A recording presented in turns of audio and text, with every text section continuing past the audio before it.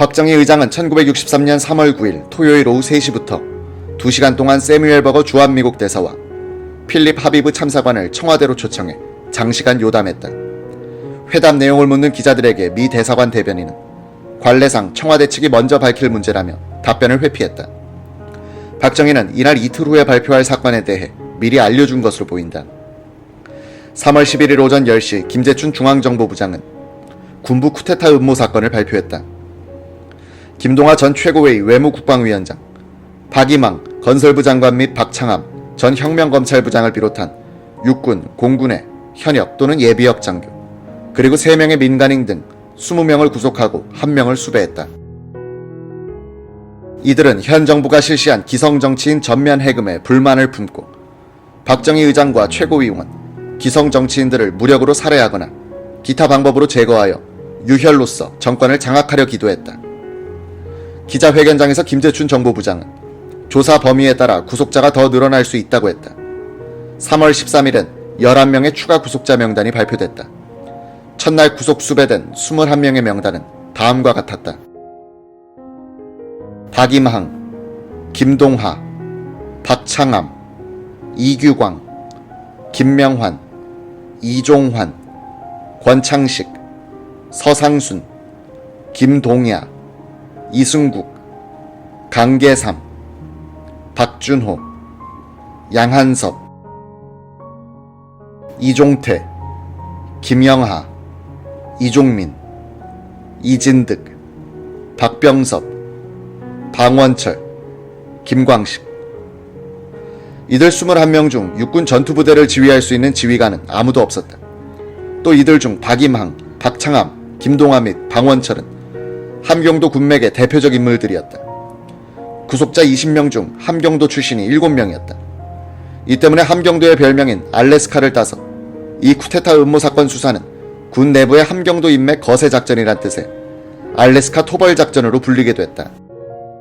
김재춘 당시 정보부장은 부임한 지 보름밖에 안 된 상태에서 이 사건을 발표했다. 김재춘은 최근 기자에게 이 사건의 수사 발단은 쿠데타 모의에 참여했던 공군 장교들이 공군 참모차장 출신인 정보부 차장 박원석 장군을 밤에 찾아가 제보한 것이다 라고 증언했다. 이에 대해 박원석은 음모자들이 직접 찾아온 것이 아니고 간접적으로 나에게 그런 정보가 올라왔던 것으로 기억된다고 했다. 이 정보에 따라 수사에 착수하면서 김재춘은 박정희 의장에게도 보고했다. 박 의장은 확인해봐. 그런데 아마 사실일 거야 라는 묘한 말을 했다고 한다. 김재춘은 쿠데타 모의의 중심 인물인 이규광 전 육군 헌병감이 조사를 받고 있는 안가에 가서 직접 진술을 확인했다고 한다. 이규광의 말에 따라 많은 연루자들이 속속 구속되고 있었기 때문에 진술의 진위가 궁금했기 때문이라 한다. 이규광 전 헌병감은 최근 기자에게 이렇게 말했다. 그 사건은 엄청나게 과장된 것입니다. 내가 민정에 참여하려는 박정희 의장의 불평을 품은 사람들과 자주 만나고 조직을 구상한 것은 사실이지만 실병력을 동원할 수 없는 사람들끼리 모여서 어떻게 쿠데타를 합니까? 공군 장교들은 박정희 의장에 대한 불만이 아니라 진급 문제에 대한 불만을 가진 사람들이었습니다.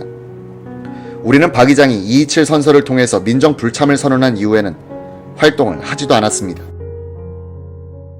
이 쿠데타 모의 사건으로 구속됐던 사람들 가운데는 이규광 당시 건설부 장관 보좌관이 박정희 의장이 민정 불참 약속을 깨는 빌미를 만들도록 실현성도 없는 이런 쿠데타 모의를 꾸며 박이망 건설부 장관을 물고 들어갔다는 의심을 하는 사람들도 있다. 이런 주장을 강하게 부정한 이규광은 나도 그 사건으로 2년 넘게 감옥살이를 했는데 무슨 소리냐고 했다. 이규광은 박정희의 민정 참여 계획에 불만을 품었다고 기자에게 말했는데 김재춘의 최초 발표에는 기성 정치인에 대한 정치활동 허용에 불만을 품었다고 하여 이들 소위 음모자들이 군정 연장을 바라는 인물이었다는 느낌을 주었다. 이 사건은 박정희가 다시 전국의 주도권을 잡는 결정적인 계기로 활용됐다. 신문들은 일제히 쿠데타 음모 수사 진행 상황을 연일 일면 머릿기사로 보도하면서 분위기를 얼어붙게 했다. 정보부에서 흘린 정보에만 의존한 탓인지 과장된 기사가 많았다. 김현철 내각수반은 책임을 지고 총사퇴 의사를 밝혔다가 박 의장의 만류로 취소됐다. 박병권 국방장관은 3월 12일 도의적 책임을 지고 사퇴하겠다는 기자회견을 했으나 박 의장은 사표를 수리하지 않았다. 박 의장은 상황을 혼란 속으로 몰아넣음으로써 오히려 사태 반전의 기회를 잡은 것이다. 1963년 3월 12일 밤 김재춘 정보부장은 기자들에게 쿠데타 음모 계획서가 입수됐다면서 이 계획표에 의하면 거사 후의 군사혁명위원회 위원장은 박임항 중장으로 되어 있고 이달 15일 최종 모임을 한 후 이달 말께나 4월 초에 거사하려 했다고 말했다. 그는 또 의회의 고위층이 관련된 듯한 혐의가 드러나 수사 중이라서 사건 전모를 발표하기에는 시일이 좀 걸릴 것 같다고 말했다. 3월 13일 중앙정보부는 쿠데타 음모 사건 연루자 11명을 추가로 구속했다. 구속자들 가운데는 5.16 당일 혁명군의 선두에 서서 한강다리를 건넜던 당시 김포 해병여단장 김윤근 전 최고회의 외무국방위원장과 박정희 의장의 만주군관학교 일본 육사 후배인 최주종 오광구 사령관도 포함돼 있었다. 수사가 주체 세력 내부로 확대되면서 공포 분위기가 확산됐다. 3월 13일 저녁 박정희 의장은 박병권 국방장관, 김재춘 정보부장, 김종호 육군참모총장, 그리고 주요 최고위원들을 장충동 의장 공관으로 불렀다. 주제는 소위 박임항, 김동화 쿠데타 음모 사건이었다. 김재춘 부장이 수사 진행 상황을 보고했다. 며칠 전부터 주체 세력 내 친김종필계 648기 강경파 장교들은 이 사건을 빌미로 비상계엄령 선포를 해야 한다고 주장하고 다녔다. 이날 홍종철 대령이 그런 주장에 앞장을 섰다. 그런데 비상계엄령을 선포하려면 국방장관이 국무회의에 안건을 제출해야 한다. 박병권 장관은 사회가 안정되어 가는데 느닷없이 무슨 소리냐고 강하게 반대했다. 홍종철 대령이 일어나더니 솔직히 털어놨다. 여러분, 사실은 비상계엄령을 선포하겠다는 것이 목표가 아닙니다. 비상계엄령을 선포한 다음에 군정을 연장하겠다는 것입니다. 박병권은 깜짝 놀랐다.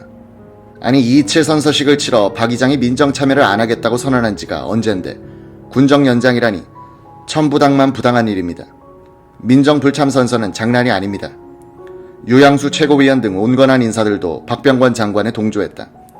아무 말 없이 회의를 지켜보던 박정희의 표정이 굳어졌다. 회의는 자정을 넘겨 새벽까지 계속됐다. 박 의장은 자신의 의도대로 회의가 진행되지 않아 초조해 보였다. 김재춘이 보니 박 의장은 담배를 잡은 손이 떨리고 있었다.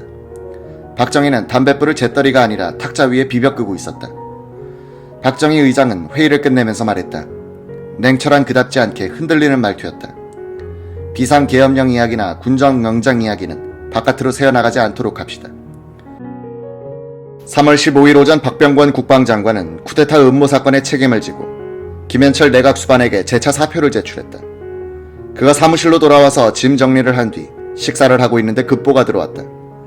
최고회의 건물 앞에서 군인들이 장관 물러가라, 군정 연장하라, 계엄령 선포하라고 시위를 하고 있다는 것이었다.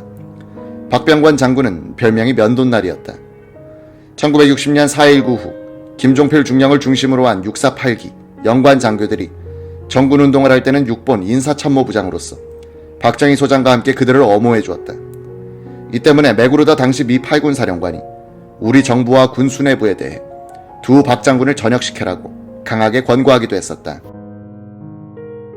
정군운동의 벽에 부딪히자 영관 장교들은 혁명을 결심하고 추대할 지도자를 고르고 있었는데 박정희 소장과 함께 항상 후보에 올랐던 이가 박병권이었다. 박 국방장관은 군인들의 시위 현장으로 갔다. 김진휘 수도방위사령관이 나와서 시위 군인들에게 해산을 종용하고 있었다. 80여 명으로 추산되는 군인들은 최고회의에 파견 나가 있는 장교들과 하사관들이었다. 그들은 주먹을 휘두르면서 또 구보도 하면서 군정 연장 요구 구호를 외치고 있었다. 시위자들은 수경사, 헌병대에 연행됐다. 이 시위는 박정희 의장의 경호 책임자 박종규가 조직한 것이었다고 한다. 박 의장이 박종규 중령에게 그런 시위를 지시한 것인지 박종규가 박 의장의 뜻을 읽고서 감행한 시위인지는 알 수 없으나 이는 박정희가 바라던 바였을 것이다. 여야 정당과 언론은 일제히 건군 이래 최초의 군인 데모를 준엄하게 비판했다.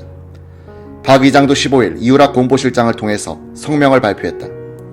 박정희는 이 성명서를 통해서 이번 쿠데타 음모 사건을 계기로 후한의 염려가 없도록 화근을 철저히 제거하겠다고 다짐하면서 군인 데모도 민심을 자극하고 사회를 혼란시키는 것으로서 엄단하겠다고 밝혔다. 박정희는 쿠데타 음모, 군인 데모, 여야의 시끄러운 정당 활동을 싸잡아 혼란으로 규정하는 문법을 썼다. 그런 상황 해석은 반격의 발판이 된다. 15일 저녁 새뮤엘 버거 주한미국 대사는 박정희 의장, 김현철 내각수반, 김재춘 정보부장, 김종호 육군참모총장, 이동원 청와대 비서실장 등을 대사공간의 만찬에 초대했다. 미국 측에서는 멜로이 미 8군 사령관, 하비브 정치담당 참사관, 킬렌 유솜 처장 등이 참석했다. 미국 측으로서는 압력을 많이 넣어 김종필을 외유 보내고 박 의장으로 하여금 민정불참을 선언하도록 하였으니 대한 공작은 크게 성공한 셈이었다. 그러는 과정에서 한미 양쪽의 관계가 서먹해져 이런 자리를 통해서 풀어보겠다는 뜻이 깔린 만찬이었다. 만찬사가 교환되고 건배가 있은 다음 박정희가 불쑥 버거 대사에게 말했다. 대사와 긴히 의논한 일이 있습니다. 어디 딴 데 좀 갑시다. 박 의장은 주위의 분위기에는 전혀 신경을 쓰지 않고서 무뚝뚝하게 말했다. 박 의장은 자리를 툭 차고 일어나 문 쪽으로 걸어 나가더니 버거 대사가 따라 나오기를 기다리고 있었다. 아니 각하, 여기선 안 됩니까? 다른 데로 갑시다. 두 사람은 내실로 사라졌다. 남은 사람들은 담소를 계속했다. 1시간이 지나도 의장과 대사는 돌아오지 않았다. 김현철 내각수반이 안으로 불려갔다. 그 뒤로도 긴 시간이 흘렀다. 드디어 박 의장이 대사에게 군정 4년 연장의 뜻을 밝혔다는 말들이 만찬장에 퍼졌다. 이동원 실장은 하비브 참사관으로부터 그런 귀뜸을 들었다. 이동원 씨는 비서실장도 모르게 이럴 수가 하는 생각을 하니 허탈감이 밀려왔다고 회고했다. 미국 대사관 사람들은 허둥대기 시작했다. 대사관 요인들은 이 긴급 사태를 본국에 보고하기 위해 만찬장을 이탈하고 있었다. 박정희는 수행한 사람들을 데리고 의장 공관으로 갔다. 이동원 실장만은 화가 나서 자기 집으로 가버렸다. 박 의장은 이우락 공보실장을 불렀다. 몇몇 최고위원들을 소집하도록 지시했다. 이윽고 박정희 의장은 보관을 밝혔다. 나는 미국 대사에게 군정 4년 연장안을 국민투표에 붙여야 되겠다고 통보했습니다. 이우락 실장은 군전영장을 제의하는 문안을 작성토록 하시오. 그리고 혼란을 수습하기 위하여 정당 활동의 금지, 언론, 출판, 집회의 제한을 규정한 비상사태 수습을 위한 임시조치법이 마련돼 있으니 최고회의에서 통과시켜 주시오. 내일 발표합시다. 이날 밤 서울주재 미국 대사 버거로부터 긴급 전문을 받은 딘 러스크는 16일에 이런 훈령을 보냈다. 한국군 수뇌부의 태도를 알 수 없는 상태에서 최종적인 판단을 내릴 입장은 아니지만 즉각적인 조치가 필요하다고 판단되면 귀하는 미국 정부를 대표하여 박정희 의장에게 다음과 같은 조치를 취할 수 있다. A. 미국 정부는 군정 4년 연장안에 대해서는 승인할 수 없을 뿐 아니라 공개적으로 반대할지도 모른다. B. 이 조치는 박 의장이 되풀이해서 다짐했던 민정이양 약속과 배치될 뿐 아니라 특히 1961년 11월 14일 케네디 대통령과 만났을 때 발표한 공동성명 내용과도 어긋난다. C. 이 조치는 세계 여론에 규탄을 면치 못할 것이다. D. 미국 정부는 대한 원조에 대해서 근본적인 재검토를 하지 않을 수 없을 것이다. E. 박 의장이 번의할 시간을 주기 위하여 공개적인 논평은 하지 않도록